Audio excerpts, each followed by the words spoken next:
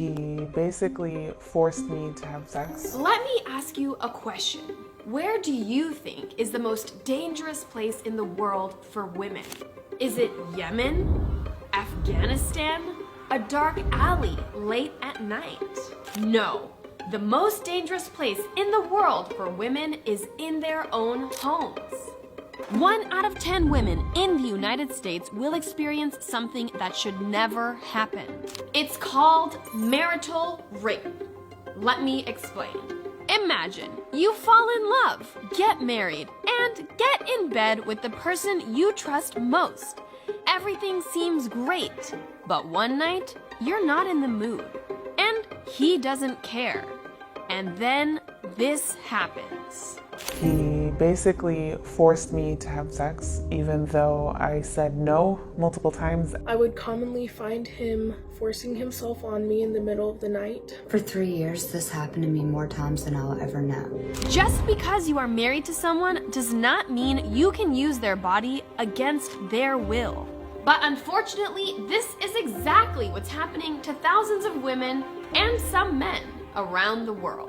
I asked my followers on Instagram to share their stories, and the amount of crazy experiences was shocking.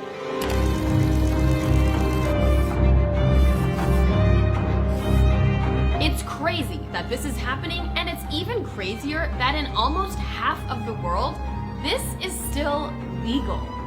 For example, this woman.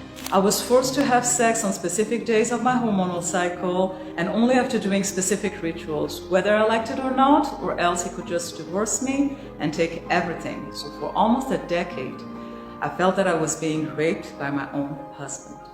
This happens in Judaism, Christianity, Islam, atheism. This is not a religious issue. This is a human issue. Why does it happen?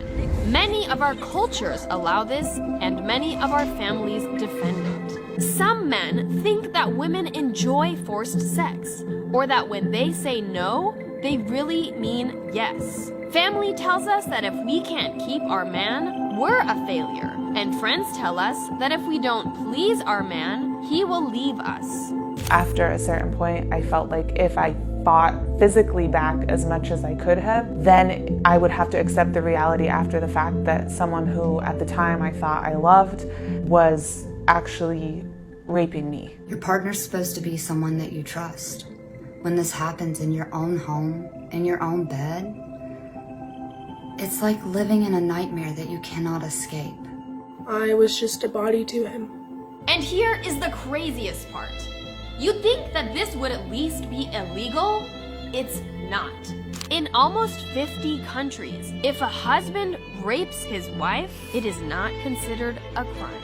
It's legal in countries like China, Egypt, India, Iran, Morocco, Indonesia, Bangladesh. That means 1 out of 2 people live in countries where marital rape is allowed.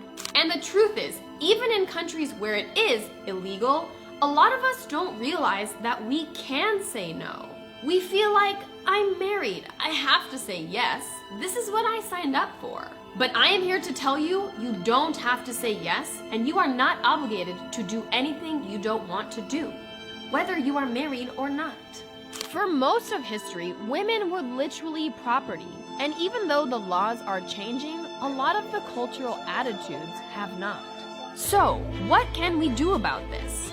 We need to pressure our governments to make the laws and to enforce the laws.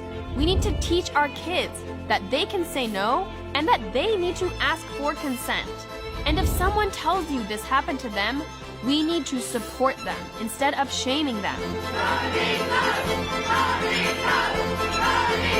If you live in a place where marital rape is legal, I need you to know that just because it's legal, it doesn't mean it's right.